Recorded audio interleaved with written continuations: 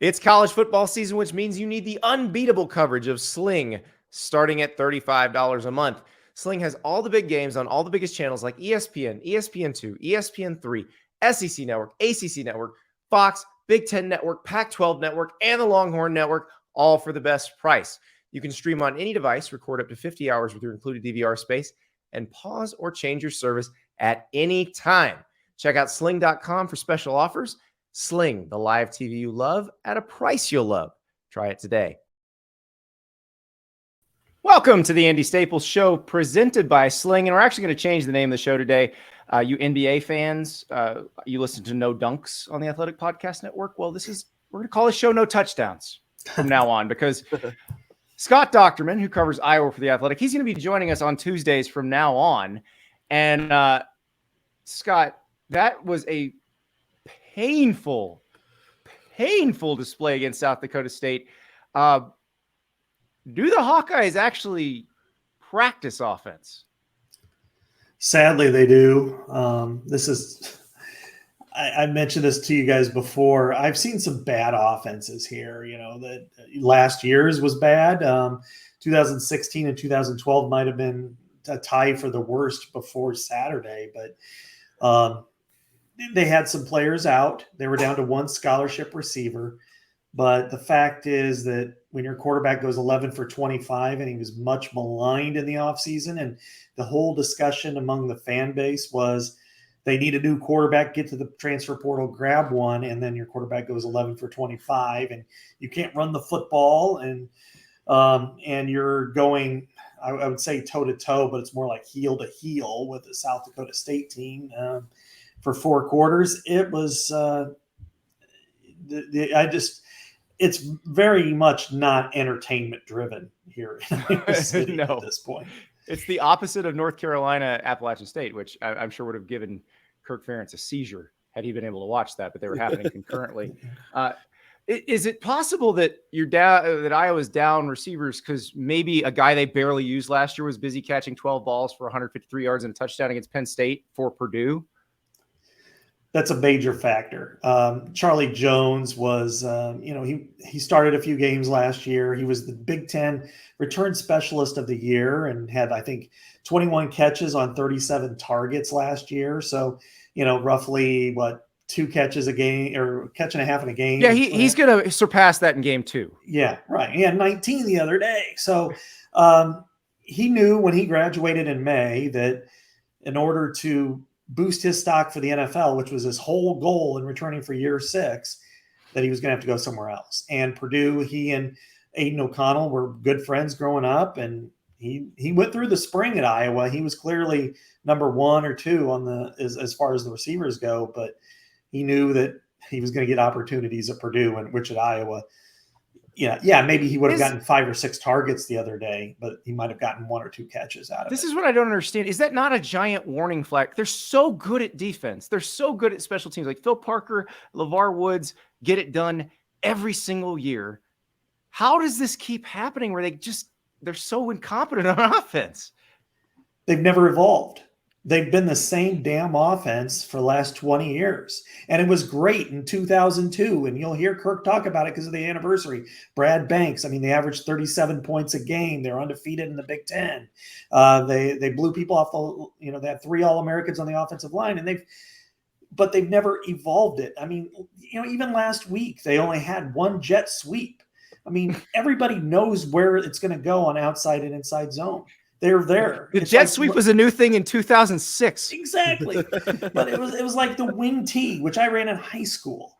Everybody knows, okay, they're all sliding this way, so everybody runs that way, and their offensive line is fairly inexperienced, so they're able to undercut everybody and get to the ball. But it's like you've got to give them something they're not prepared for. And for Iowa, that's anything but the outside zone, and it's really causing some major issues among the fan base because this is a very passionate fan base. They sold out the entire season. They caused 8 false starts on Saturday because it's so loud there when they redid the stadium. It keeps all the noise in. It destroyed Penn State last year. And the funny part is in basketball, Iowa's led the Big Ten in scoring the last 4 years. So they get up and down, it's like if they So can, wait, are you saying Fran McCaffrey should replace Brian Ferentz? Or are we saying that on this pod? Are we going to be a Fran McCaffrey for OC podcast? yes, and I think Phil Parker should be his defensive coordinator as well, because that was part of the problem with that. How fast would Fran McCaffrey get thrown off the field as an assistant screaming at an official? Oh God! Well, That's it wouldn't passion. be that much different than Brian Ferentz. He's had his issues too. But Scott, the thing that we haven't talked about yet that is important to discuss is the roar in that stadium when it was 5-3 and the second safety came. Like, I think dishes broke in my cupboard just from the roar. I mean, you can't even possibly begin to articulate how awesome that roar was, right? Like, was that like were they mocking almost? I don't even know. Like, it felt like they just won the national title. That's what they call a Sioux Falls, or I'm sorry, Sioux City, a Sioux City cheer. Yeah, it's not a Bronx cheer; it's a Sioux City cheer. It was loud. It was Cedar incredible. The booing was almost as loud, and that started in the first quarter. So anybody who, both safeties, had, some significant roars. I would also say that there was a lot of Bronx cheers, or if you want to call them Sioux City cheers, if you will, even though that's Cedar Falls cheer will work too. Yeah, Cedar Falls, Cedar Rapids, take your pick. But it was, the booing was louder than I've ever heard, except for when it's been like an opposing, they got screwed by the refs on a play or something like that. So it's something that was almost uncomfortable at times. But if you're Kirk Ferentz, you had to have expected this. When back in February, when longtime consigliere Ken O'Keefe stepped down, there was a bunch of people who thought, okay, finally, something new, something different in the passing game. And instead, no, let's shift Brian Ferentz to quarterbacks coach. And they dabbled, they looked in the transfer portal. They didn't sign anybody. They lost 4 wide receivers in the transfer portal. They signed nobody out of the transfer portal. And here you are, when you have a wave of injuries in the preseason, and you have one receiver who's available, and your quarterback for 3 years, whose completion percentage is almost 50% career-wise, is there. And everybody saw what happened against Michigan. This defense is capable of competing at a very high level, top 10, top 5 level. Same thing with punter Torrey Taylor. And the offense is not even good enough for the FCS at this point. Hey, Scott, so the thing that I want to know is, if you've got people leaving out of the portal to go, like we mentioned at the beginning of the show, to go catch 100 balls at Purdue, and you're not signing anybody at the quarterback position in the portal, or receivers coming in, like you just mentioned, and recruits probably aren't all that jazzed up about the offensive direction of the program, how do you fix it? What is the thing that has to happen in order to move forward?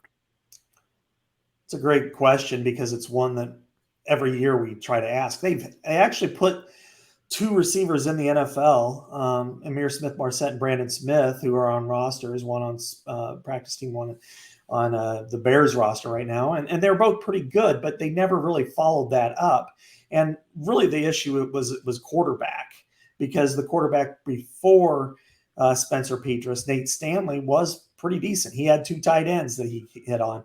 He's, I think, 13th all-time in touchdown passes with 68 in the Big Ten. So they had somebody there, but the inaccuracy at quarterback is what is scaring away wide receivers currently. They were supposed to bring back their top 5, but 2 transferred to Purdue. One was really underperformed. The other one was Charlie Jones, who was a big hit. And then 2 others are hurt. So it really killed him. But yeah, how do you prove that? How do you go to a wide receiver and say, come play for me? Now, what you should do. If only there were a way to get a player who could come from another school and not sit out of here and play right. Oh, wait, you can do that now. All they have to do is go to a MAC school or a Mississippi Valley school, which is a really good FCS conference, see a couple players there and grab them, have them come in and at least look decent. Now, quarterback, I'm aghast, and I think everybody else is too. We all saw this the last 2 years, that quarterback was the reason that really held Iowa back 2020 and 2021. Why wouldn't you go out and get somebody if you don't feel like somebody's going to take you to a higher level? That one is the most surprising to me. Andy, I'll ask you this, and then you can relay it to Scott. I just don't want to put him on the spot yet, but I want to know what your opinion is. All right. Ooh, I'm excited. Are coaches not named Nick Saban supposed to be the head coach at the same place for 20 years anymore?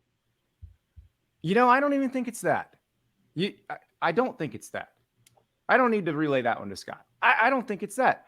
I think, because I saw this happen in Tallahassee once, this is a case of a guy who's got his kid in a position that his kid doesn't need to be in, that his kid isn't good enough to be in, and he won't make a change. It took Bobby Bowden getting shut out by Wake Forest to realize, okay, Jeffy can't do it. So he went out and hired Jimbo Fisher, and magically everything got better. Funny how that works. So that's the thing. I mean, I guess if you can coach somewhere for a long time as long as you don't let yourself get stale. But if you keep doing the same thing that doesn't work over and over, you're going to get stale. We talked about this on the show after the games on Saturday night, and we talked about, the position that his son's in. But is Kirk Ferentz stale? No, because the other two units are good. They keep developing good offensive linemen, good tight ends. Like the parts aren't broken. The whole is broken because they have one spot where it doesn't work. And now they've got a guy who came up as an O-line coach and was a very good O-line coach, coaching quarterbacks. The quarterbacks aren't good. So it doesn't really take a rocket surgeon to figure out where the problem is. No question. And offense has been an issue for 10 years. I mean, when they hired Greg Davis to replace Ken O'Keefe the first time in 2012, I mean, they threw 7 touchdown passes that year. And it never really got better. There was a reason he got run off at Texas, too. Like, exactly. Hire someone who's up and coming. Yeah. That's like somebody doing something different. It seems to me that Iowa's offensive, I don't know what the word would be here. That's not really mean. But offensive struggles have been almost a decade long. Because when I covered the Big Ten, I feel like they were always viewed the way they're kind of viewed now. Defense is going to hit you in the mouth. It's going to be really hard to score points. They're going to be great on special teams. You can't make a mistake. You can't give them a chance or an opportunity to capitalize on your mistakes. But if you can put up some points on the board, they're going to have a hard time. And it's just like Iowa has been a team that's competed all the time in the Big Ten West since the beginning of my time in the Big Ten. Then it just seems like they are one piece of evolution away from owning that side of the conference. Well, and I'm not even saying go air raid. Like, let's take the Florida-Utah game last weekend, for example. So you have Andy Ludwig, the Utah offensive coordinator.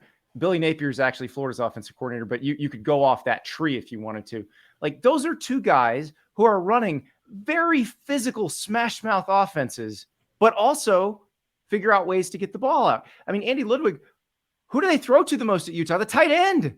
Like, he's perfect.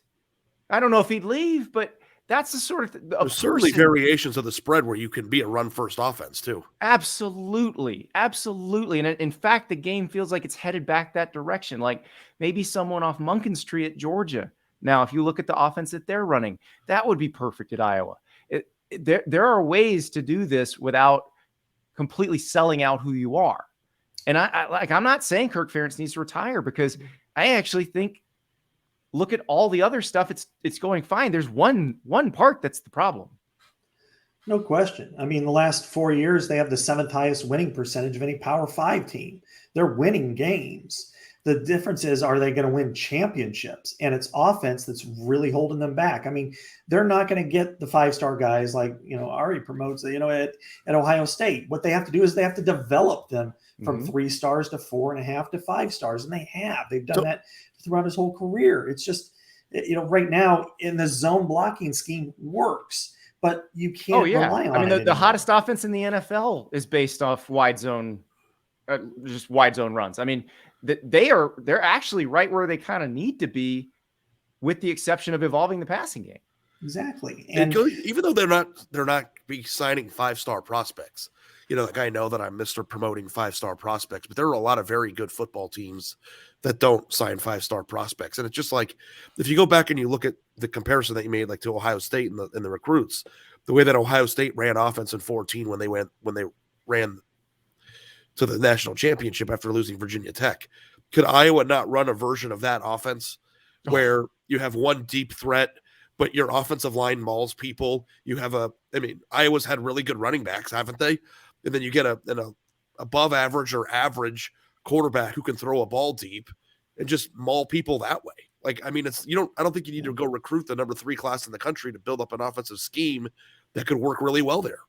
And I think Iowa, in this world of the expanded playoff, which we'll get to, Iowa's one of those teams that's kind of like right on the doorstep of being in that 12-9 spot every year, right? Yeah, 2 years ago was probably as good as they've been since 2009, and that includes the 2015 year. They lost their first 2 games very close, and then they went on a 6-game streak where they won 5 out of the last 6 by at least double digits, beat Michigan State 49-7, beat Penn State by 20, beat Wisconsin by 21, and they were ascending in that direction. They were a quarterback shy of probably being undefeated playing Justin Fields in Indianapolis, and I would have said they would have had their defense, especially, they would have had a shot in Indy. They were that good by the end of the year. And they had that type of deep threat in Amir Smith-Marset, who's a 4-3 guy and scored 3 touchdowns in 3 different ways in 1 quarter against USC in a bowl game. And but they've got to continuously recruit those guys. They've got to make sure that receivers and skill position players are always at a decent level, and they're not. And the problem is then everybody knows what they're going to do running the ball. And if they're inexperienced, which they are now up front, and you don't have a quarterback who's very accurate, the whole thing caves in. And I think it's stale. I think the biggest problem that they've shied away from, and it's systemic, is that they are very reluctant to get somebody who's a dual threat. And if you can't complete 65% in a pro style, you better have somebody who can get you, 3rd and 6, get you 8. And they have not had that. Really, Beathard could do it, but before that, it was probably Brad Banks 20 years ago. And that's the game's evolved. College football, you need that in college football, and Iowa has just been so reluctant to make that change. So other than take the under, what do we think is going to happen against Iowa State on Saturday? Because these Cyhawk games, Iowa has been pretty dominant, even as Iowa State has gotten better. But I would assume if they play the way they did on Saturday, they're going to struggle against the Cyclones. It's a weird series, and the one thing I will say about Iowa, I would pick Iowa State all day and night if everything matched. If it wasn't this series. Yeah. Yeah. But Iowa bounces back in weird fashion. Like the game that one of the biggest upsets to me was when Iowa beat Michigan in 2016, when Michigan was 9-0 and Iowa had nothing on offense at all. And yet they came back to win after giving up almost 600 yards at Penn State.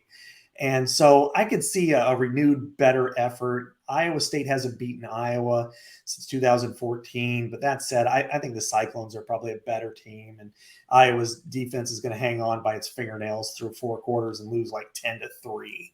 That's kind of where I'm at right now. All right. Well, guys, we're going to take a quick break. When we come back, though, we got to talk about the fallout of the LSU Florida State game. The game was Sunday night. It was wild. It got more interesting for the Tigers on Monday. We will be right back. It's college football season, which means you need Sling TV, where you can watch unbeatable college football coverage starting at just $35 a month.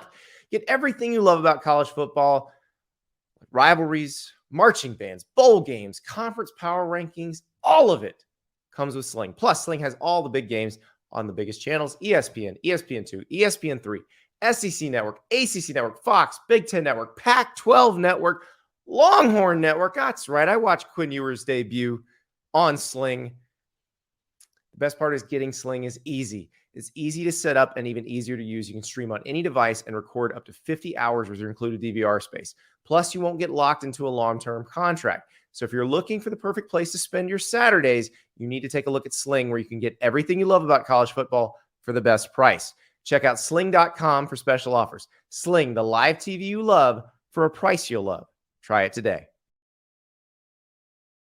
You might have heard a few weeks ago when I was complaining that my wife pretty much immediately stole my soft, perfect Roback hoodie that I got when Roback decided to come on to be a sponsor.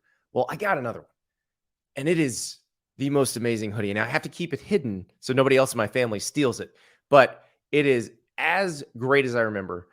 And oh, by the way, you probably should order 2 if you're going to order 1, because somebody's going to take it. Probably the same with any of Roback's stuff. The performance polos, hands down the best out there. They sent me one called the Florida Man. It's in orange and blue. It's got little states of Florida all over it. There's an Alabama version that's in crimson with some Alabamas on it. There's a Georgia version that's red and black with some Georgia state outlines on it.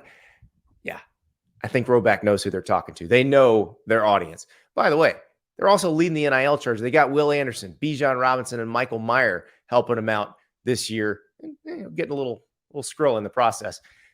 Roback also has just started making their everyday shorts. I've got a couple pairs of these. You will want to wear them every day. They are very aptly named. So use the code Andy on Roback.com for a generous 20% off for all new customers through the end of the week. That's spelled RHOBACK.com. 20% off all polos, hoodies, Q-zips, shorts, you name it. Just use the code Andy. Roback.com. Use the code Andy. And we're back. And wild game between Florida State and LSU in New Orleans. And congratulations to Florida State. I'm thinking biggest win probably since the Orange Bowl win against Michigan, Jimbo's next to last year. But maybe it's the biggest win since the national title game. I mean, it was a huge win for Florida State. For LSU, it was all kinds of terrible. We learned on Monday that Mason Smith, the great defensive lineman, out for the year with a torn ACL. Reports are Brody Miller at The Athletic, and guys, he heard it celebrating. Like you just cringed when you watched it, because you were like, oh no, not like this. But he's out.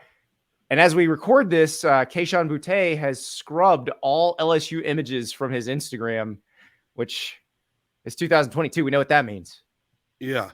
Quick question for both of you. More exciting finish to a football game before we get into the nitty-gritty. App State, North Carolina, or that one? LSU, Florida State. Just because of going down the fields kind of methodically. Now, it was a little weird there right before the last play, and I don't know why you'd call timeout and let them snap the ball.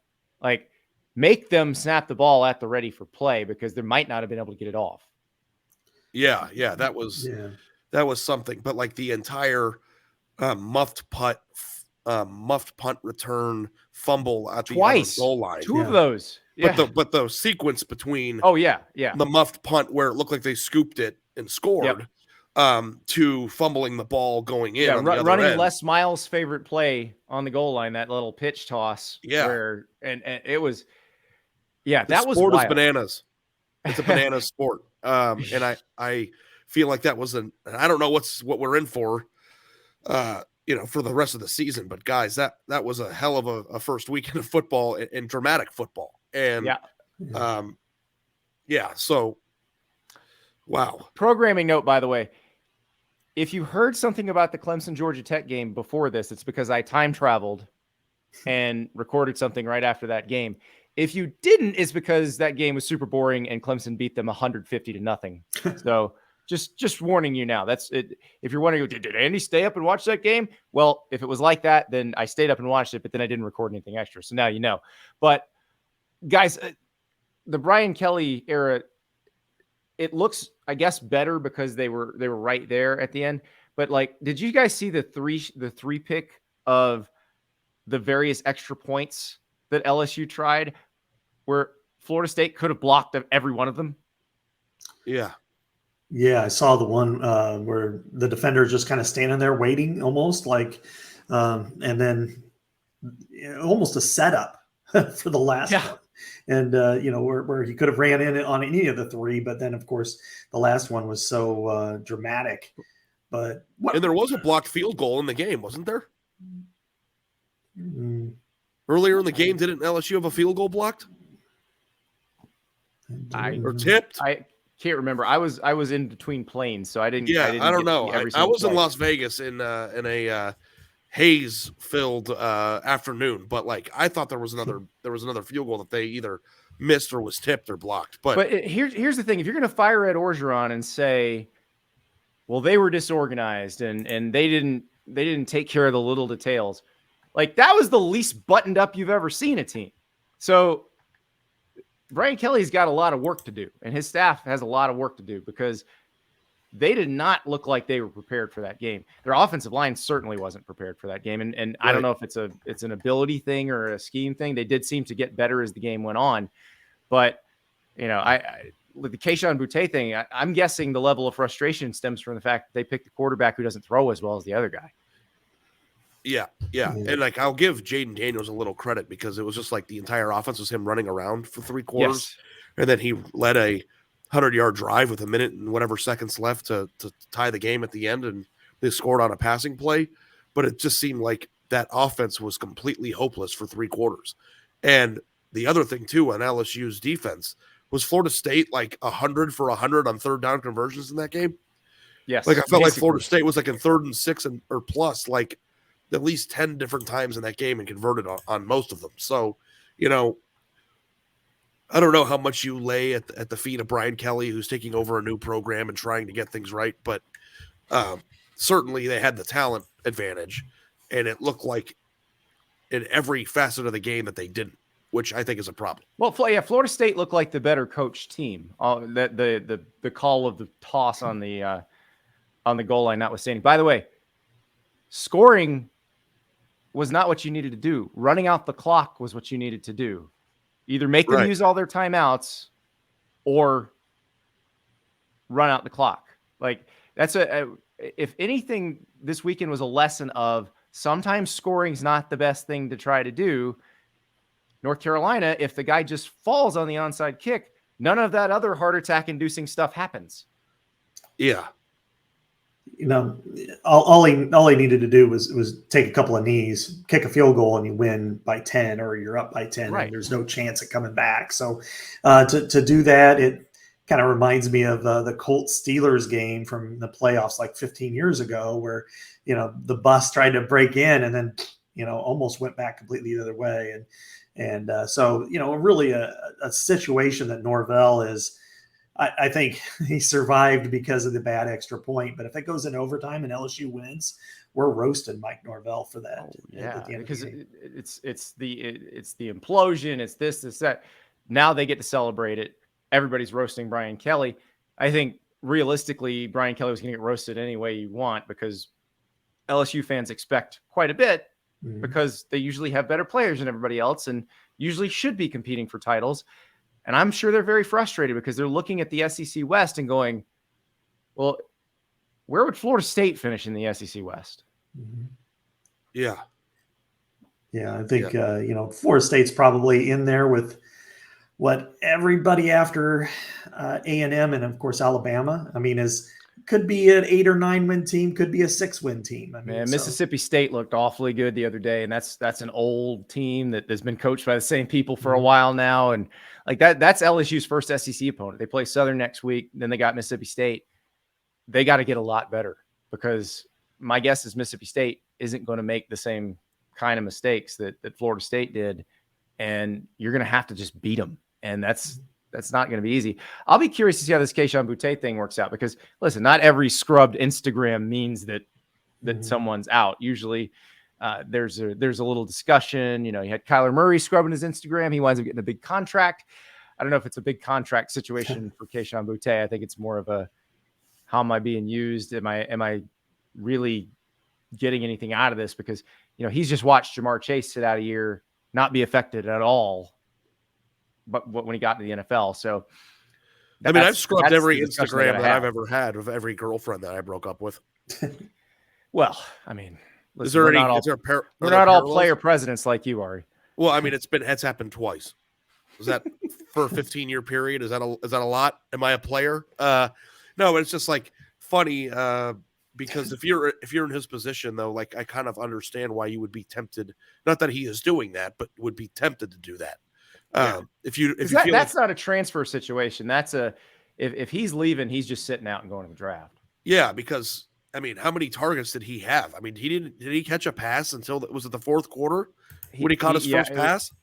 Yeah, and they did target him, but he did drop a couple too. Now they were targeting him in situations where it looked like he was going to get his head knocked off because they were trying to squeeze it in there on that little slant up top or that little just a little short route up top, and there's almost always a safety and a corner sitting right there on top of him. So it is going to be an interesting next few weeks as they figure that part out, because that's a very, Kayshon Boutte, there aren't many receivers as talented as him, but honestly, if you can't get him the ball in a position to make plays, is it worth it to him to even be there when he can just wait and catch passes from an NFL quarterback next year? What I was going to ask you too, before if you have something to add, Scott, about Kayshon, go ahead, because I was going to change the subject. Well, yeah, I mean, he only had 6 targets, 2 catches, and somebody that talented, you probably should at least get it near him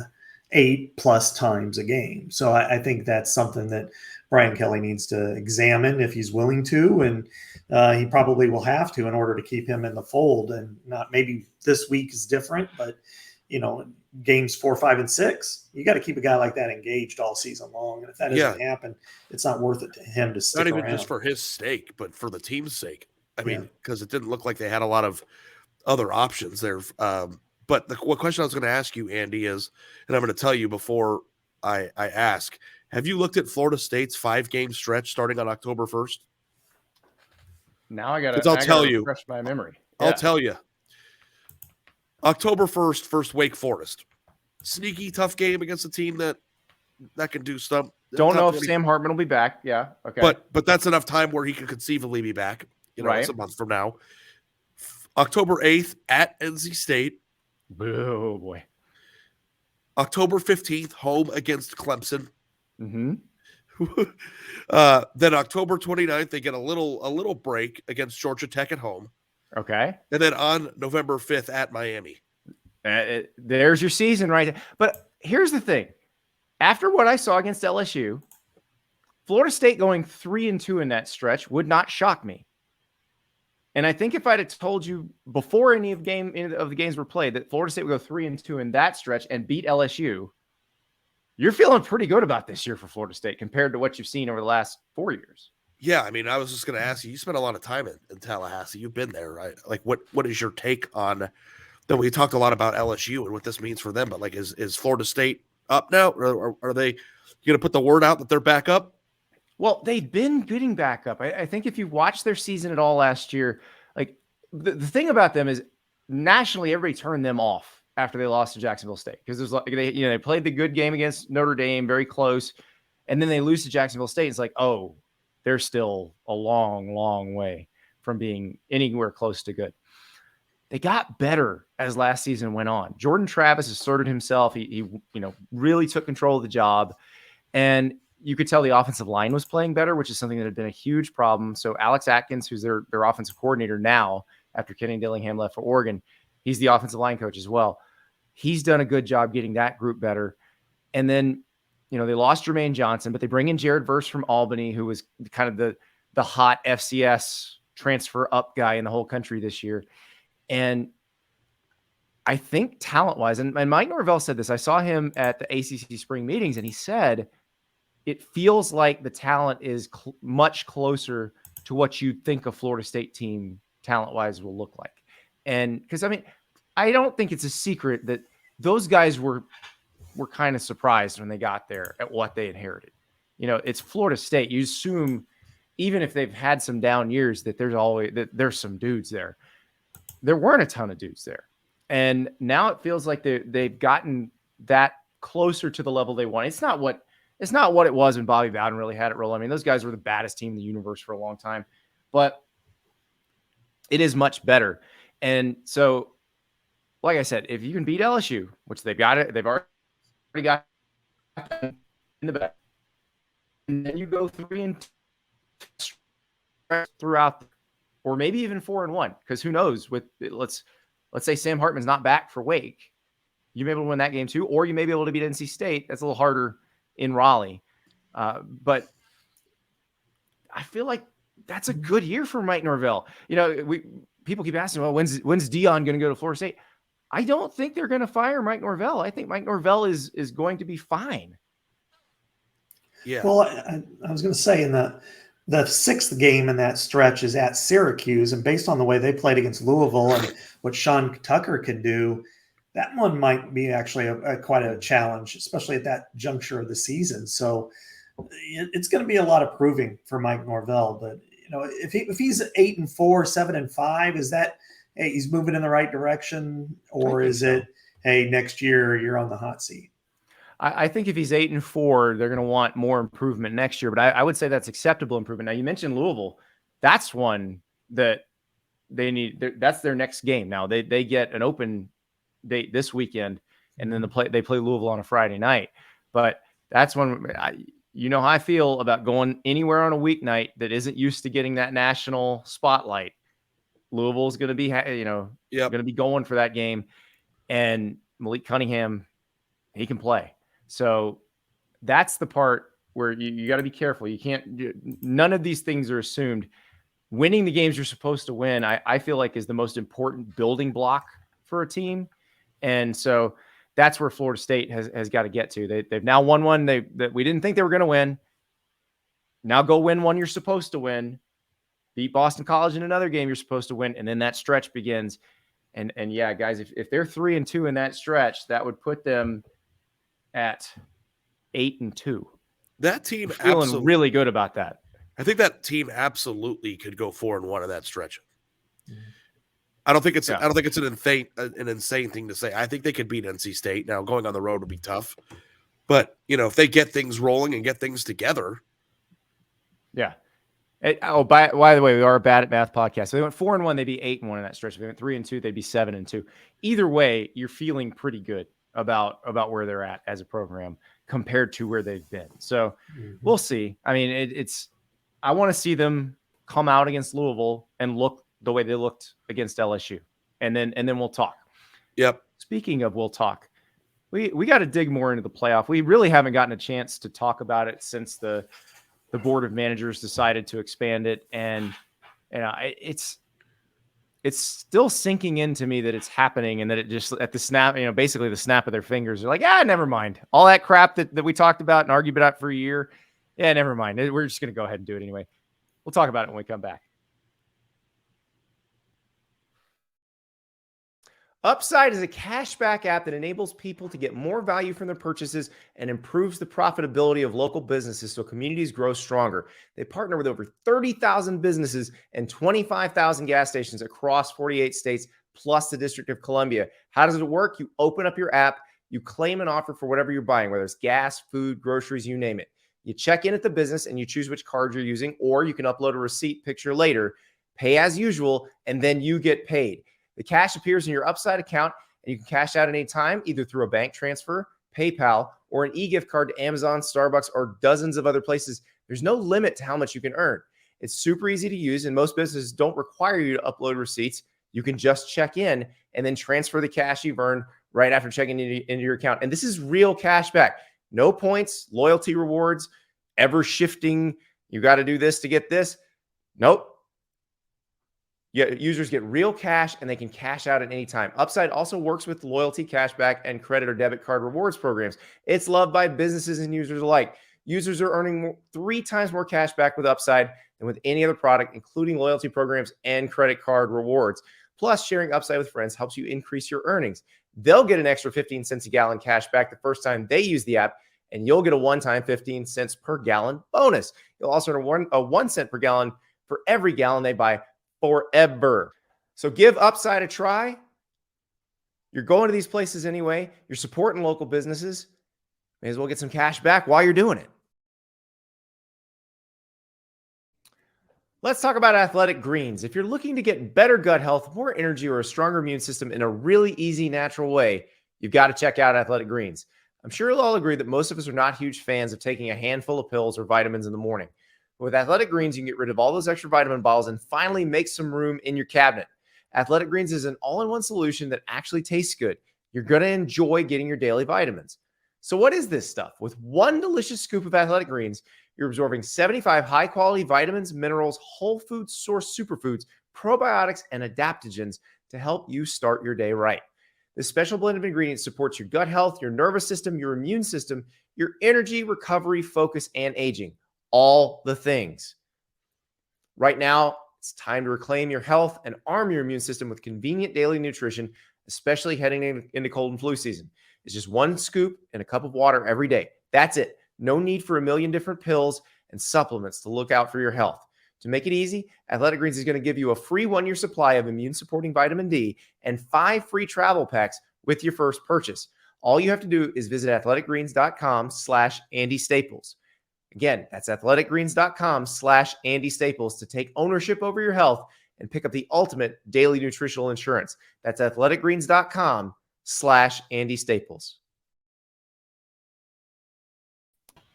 All right, we are back, and now we got to talk playoffs. There's going to be a 12-team playoff. At the latest, 2026. At the earliest, 2024. Guys, we've had a few days to digest this. Are you surprised that all of the stuff that got talked about for the better part of a year just melted away and the presidents were like, oh, yeah, let's just go ahead and do that? It's the most college football thing ever, right? Feels like it. No, I'm not surprised. I knew really it's all about the Big Ten. Once its media rights agreement was set, then it's all right. Let's just go ahead and do this because they have.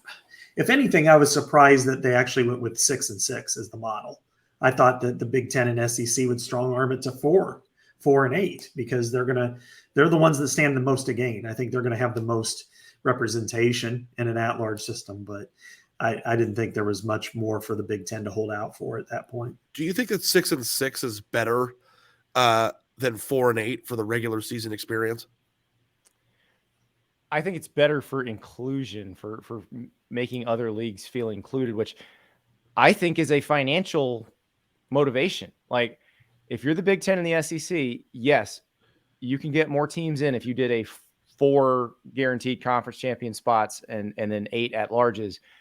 But you probably leave out a couple of leagues at that point because those 2 spots probably go to the Big Ten and to the SEC, or maybe an ACC team, maybe a Big 12 team, but probably a Big Ten and SEC. I think they're looking at this and saying, from a long game perspective, this keeps the casual audience bigger. Because if I'm an Oklahoma State fan, if I'm a Washington State fan, we've talked about this before, I'm not interested in watching Michigan, Ohio State, or Alabama, Auburn if those leagues, if it feels to me like they have just X'd me out of the entire fabric of college football, that they've kicked me down a level. So I'm not going to watch those games. So they would have been hurting their own audience by doing that. And that hurts your future TV deals. That hurts your future playoff TV deal and your own TV deal. You want to make the sport as big nationally as you can. This is how you do that.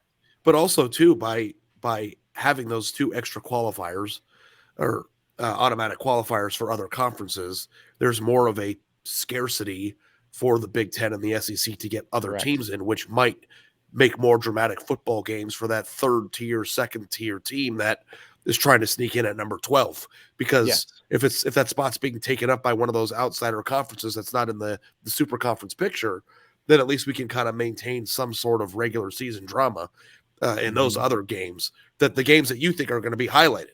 The Iowa-Michigan State game maybe in November becomes more important than it was a few years. And like, to me, my number one criticism of the whole thing has always been worrisome of regular season drama.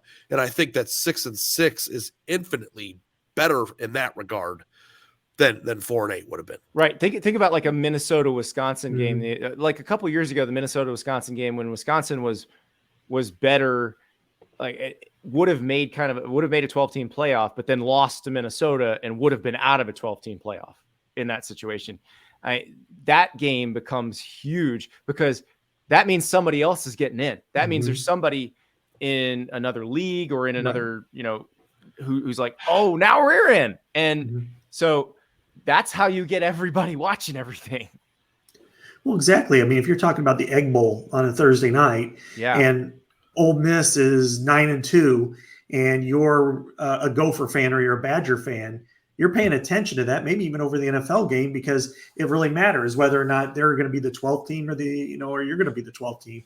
And then likewise, I think this is really good for the two superpowers, because then they don't benefit from a down sport outside of them, at least not now. And I think so. If you can get, okay, Oregon, Washington, we know you want to be in the Big Ten, but right now it's probably best to stabilize the sport and stabilize the West Coast because of viewership. That maybe Oregon and or Washington, every other year, one of them is going to be in the playoff, or in the Great Plains areas, or BYU. Engage everybody at this point. I think it's really a smart way to go. The thing that I didn't like of all of this is, and I want to know what you guys think is, I wanted the second round to be at host sites, at campuses. Yes. I love the first site, but man, there's just nothing like, let's say Alabama playing Wisconsin in Tuscaloosa. Scott, I haven't given up on that long term. I think they have to do it this way if they're going to do it in 24, they have to do it this way with the Bulls, because the Bulls are already under contract, and you're not going to be able to break the contract with the Bulls. They're not going to voluntarily leave.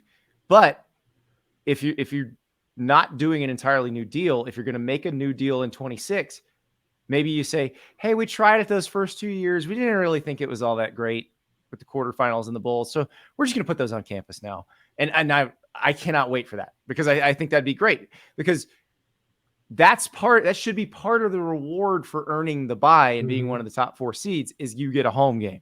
And so I think that will be maybe something that can be changed in that next deal, that you probably can't, because you have those 6 Bulls under contract right now. And Scott, the thing that you said about a game where Wisconsin goes to Tuscaloosa, I can't wait for the time when Alabama has to go to Wisconsin.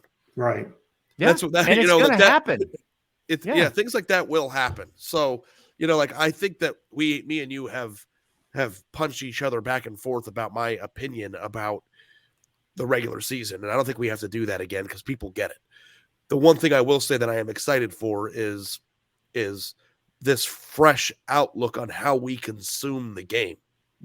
Like we have become so accustomed over the years since 2014 to view regular season games and to discuss it in a certain context. And when that context shifts, our entire basis of how we approach our jobs, our discussions, what our debates are going to be on this podcast, what games we're going to be talking the most about. Like in 2 or 3 years, the biggest game of the week, instead of the Alabama LSU game, which is between number 1 and number 3, that has no bearing on the playoff, might take a back seat to that Minnesota Wisconsin game, or that Washington State Oregon game. Yeah. And to me, that highlights more fan bases, and that to me is exciting. And I know that I haven't been Mr. Inclusion, because I just don't want to let people in because they're in. But once the playoff the conference is expanded, I think this is a necessity, because I think we can all agree, me, you, and everybody listening to the show, that the last thing on earth that we want for the sport is for major fan bases on the West Coast or in the Plains areas or all these other areas to feel alienated. I don't want anybody at any school to feel completely alienated from the sport. No, and also there's some really passionate fan bases that now get to be part of a playoff race. And like, I don't know, look at the new lineup of the Sun Belt. It's a bunch of schools that have always cared deeply about football, or even if they're new at, like Coastal Carolina's kind of new at it, but they love it. And so it's like Appalachian State, Georgia Southern, Coastal Carolina, Marshall, Old Dominion's new to it, but did you see that crowd they had against Virginia Tech? Like, if you have a great year and win the Sun Belt, you're now going to have a chance to make the playoff. You know who should be most excited about this? Like UTSA. So UTSA is moving to the American right after UCF, Cincinnati, and Houston move out. Like UTSA is going to be able to walk into the American and compete right off the bat. And you can and actually maybe compete for a playoff spot. make the case that UTSA has an easier path to the playoff than the teams that left that conference to go to a Power I Five think it's an absolutely to get to a easy playoff. case. It's Yeah. hilarious. Like when you think gotta about be it, these teams have been Memphis, starved. Navy, and SMU. Like when I was living in Ohio, the Cincinnati fan base had been starved and passionately starved for years about being back into a quote unquote Power Five. And now that it doesn't exist anymore, they might make more money in their television rights deal, but like they're not better situated now to make the playoff than they were before. And if they would have stayed put, like you could run the American and be like a team that's in the playoff every year. So, that to me, I think is a fun aspect of all this too. The Big 12 is going to be the most entertaining conference in America. There's no question about that, because they're going to have years where 8 or 9 teams go into the season with legitimate chances to win the conference title. And the winner of that one's going to be one of the top 6 ranked conference champs most years. So it's going to be like this. Those games are going to be so much fun. I really like this because the group of 5 has kind of been dominated by the American when you've had Cincinnati, especially lately, but UCF, Houston, to an extent, Memphis. And now I think it really kind of levels off with Cincinnati, Houston, and UCF going to the Big 12. And as you mentioned, the Sun Belt to me is one of the more entertaining conferences in the country. If you look at Louisiana, I saw them a couple of years ago in that COVID year beat Iowa State thoroughly, and Iowa State won the Fiesta Bowl.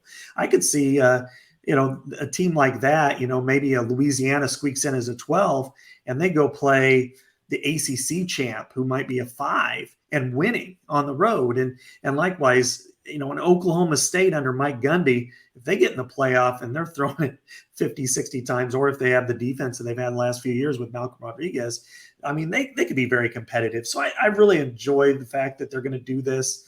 It engages everybody throughout the country. It allows, and the one thing I wonder with the group of 5 is there ever going to be some sort of coalition to maybe have a pre-playoff playoff?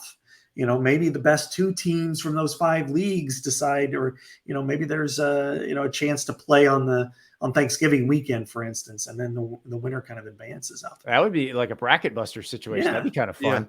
Yeah. Hey, Scott, can I ask you this? Sorry not to interrupt you, Andy, but me and Andy and I have always argued, and I've had mailbag questions about this of the recruiting aspect. And in my position, I'd be remiss if I didn't ask you.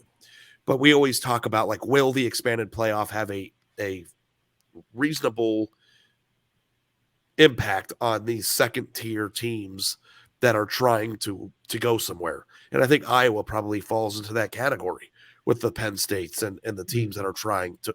Do you think, from your standpoint, covering the team as long as you have and being the Big Ten expert, that Iowa being an 11 seed or a 12 seed for a few years in this playoff format will have a tangible difference on what they're trying to do in the recruiting realm?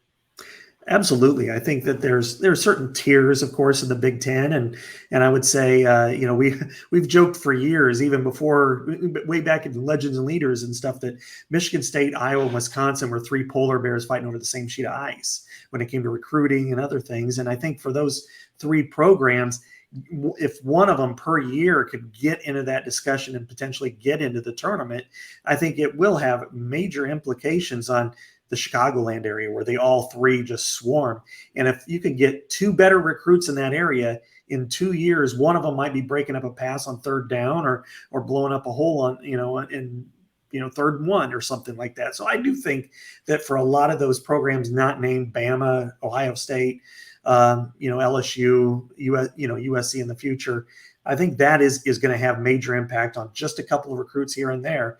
And of course, that could lead to more staying power versus falling back, which, if you don't get those recruits, of course, you lose those plays in those games. I also think that they set it up so that some of the teams that would not normally get in, when they do get in, there is a chance of success. Like 12 probably can't beat 1 most years, but 12 can beat 5 a lot of years. And the thing is, if you beat 5, you don't get 1 next. You get 4, and you might be able to beat them too. So you could see a version of a football Cinderella run. Usually, I think that would end at the semis. I think they get smashed in the semis by somebody, but that, I think, will make things exciting. People don't know what they're going to feel like the first time they see a 12 beat a 5 in a football playoff. It's going to be magical. Like, it's going to be wild. And do you think there'll be any fatigue? Not fatigue. I don't know if that's the right word, but everything you just said, I think is true. I'm with you on it 100%.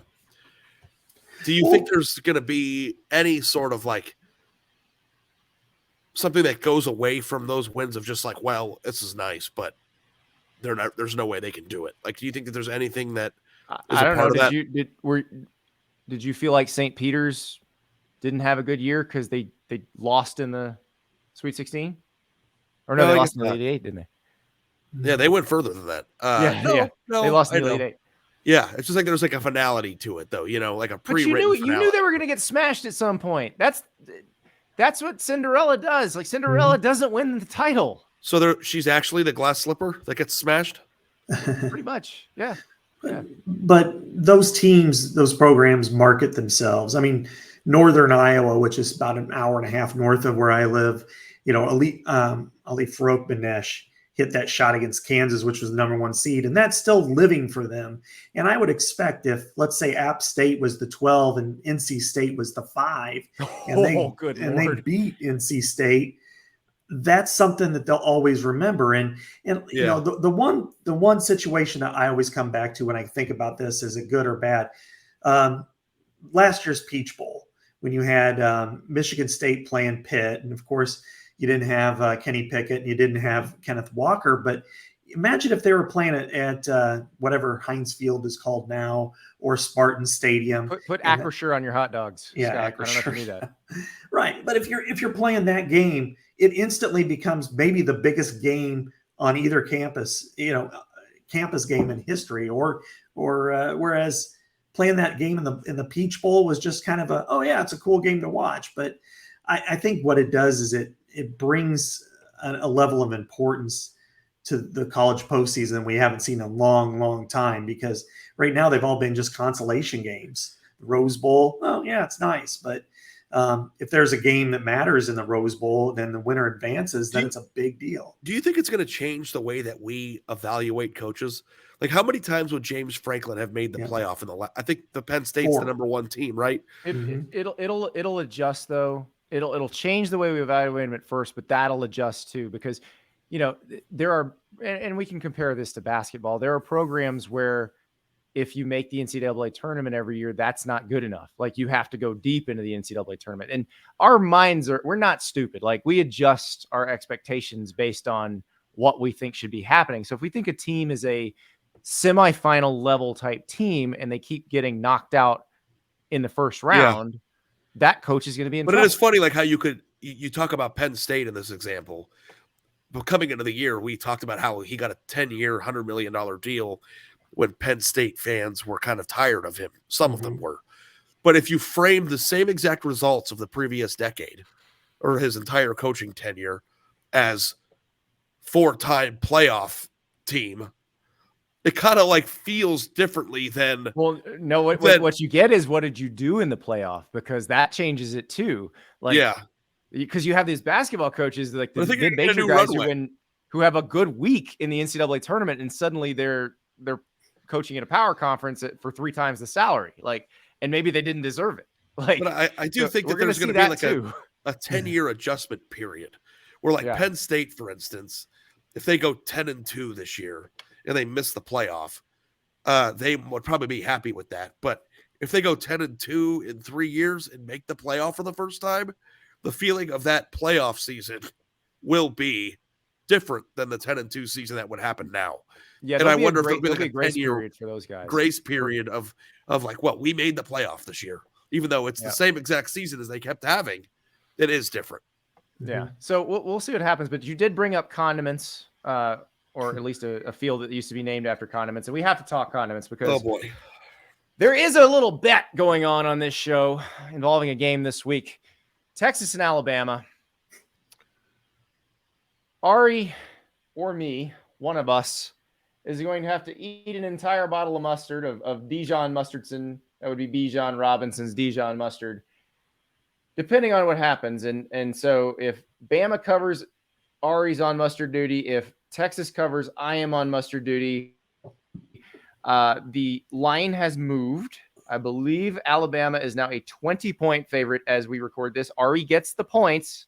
So, guys, some quotes that came out of Austin on Monday.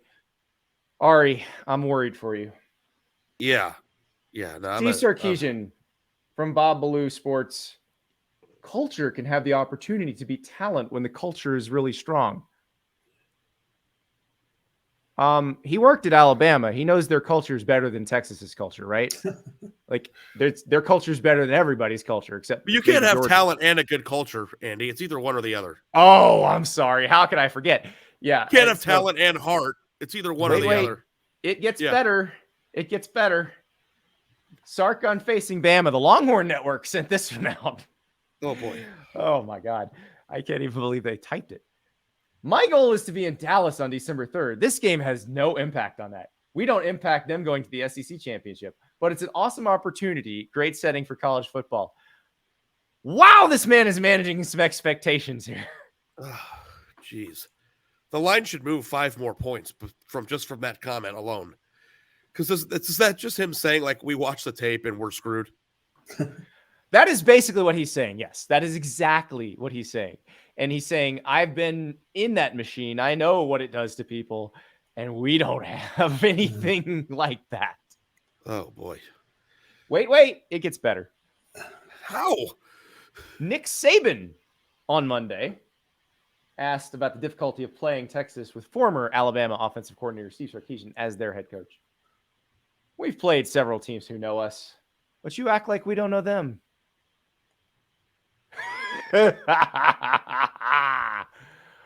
You sure you don't want pretzels with that mustard, Art?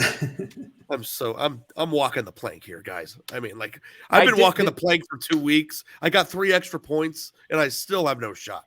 Did you see someone tweeted at us? And I'm going to continue doing more research on this. And if you're listening and you know something about this, please let us know, because I want to make sure that we're not doing something we shouldn't be doing. Somebody said they had a friend eat an entire bottle of mustard. I don't know if it was on a dare or a bet for money, what it was, but that there were some gastrointestinal distress the following days, and to check and see, make sure it's not toxic. Everything I've read, it's not toxic. It's not like there is a chemical compound in actual mustard gas, but what you're eating isn't doing that. Now, you can get diarrhea if you eat a whole lot of mustard at once. So how many times are you going to make me have diarrhea on the show before you've had enough? I don't know, Ari. It's like, am I making you? You're the one who. I didn't take this bet. I didn't take this bet. Yeah, don't you tell did. me I put my faith. You gave me this bet. No. Desperate man at the end of his pathetic rope. You took this bet based on faith? 2 years of saying Quinn Ewers is the perfect recruit. Quinn Ewers is the highest rated recruit of all time. Stars matter. Me thinking that he has a chance to be good in his career does have nothing to do with playing Alabama in week 2. I am toast. And you did it to me this time. Is tough love, Ari, because, when you started doing this podcast, you were Mr. Hook'em, and I explained to you that as you grow into this role, you'll realize that Texas almost always lets you down. And even though all the conditions seem perfect for creating a dominant program, they can't ever seem to do it. And I thought I had you convinced, and then Quinn goes to Texas, Arch commits to Texas, and you're like, oh no, I'm back. Hook 'em, baby. This is tough love. I never did that.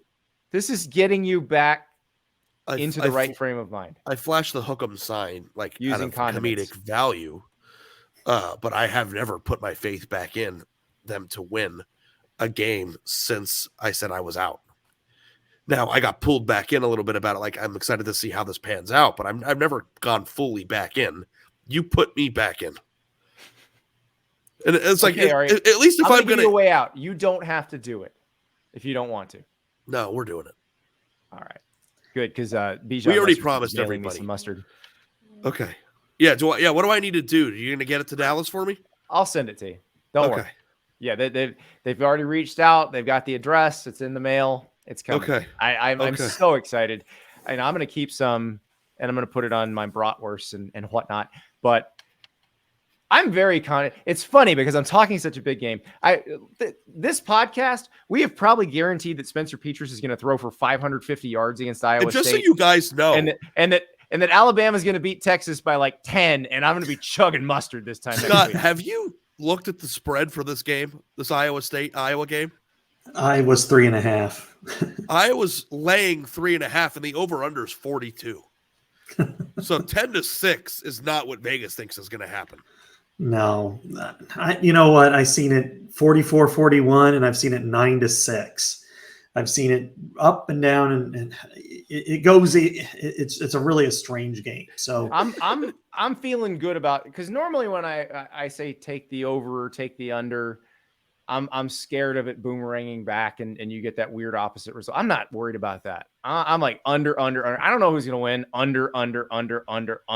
I mean, the fact of the matter is that they cannot be laying 3.5 points in a rivalry game with one healthy scholarship receiver.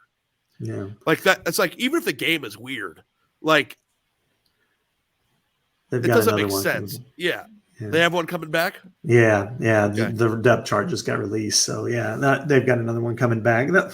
They'll get some stuff figured out. Maybe they'll score at least one touchdown this week. At least I hope. The best prop is how many safeties in this game. Yeah, there was 3. one. No, that wasn't last year. They had a defensive touchdown last year. I was trying to think. They have all kinds of them, but what makes this that too? Given the quality of both of these defenses, we could absolutely see defensive touchdowns, which could screw up the over under. But I'm still, what is it? What's the number? 42.5. 42. Yeah. 42. Under feels good. I like under. 22-20 feels pretty hard to get to at this point. Yeah, I think I had it 19-16 in double overtime when I was doing my season predictions, which would be 4 field goals to 3 field goals. So I think Iowa's going to win 56-0. Overtime doesn't screw this up as much anymore because you can't score a billion touchdowns. You can score at most 2 touchdowns in overtime now. Right. So, guys, it has been a pleasure. Again, we have guaranteed that Spencer Petras is going to throw for 5 million yards on Saturday. So you're welcome, Spencer. And it's going to be a fun week. I cannot wait to hear what Sark says the rest of the week about this game as he continues to try to manage our expectations. We'll see what happens at LSU. And we'll talk to you again on Thursday because you got Stars Matter coming out Wednesday. You've got Power Hour coming out later on Tuesday. You got Max and Sam on Thursday as well. It's a busy week because it's a busy sport. We'll talk to you later.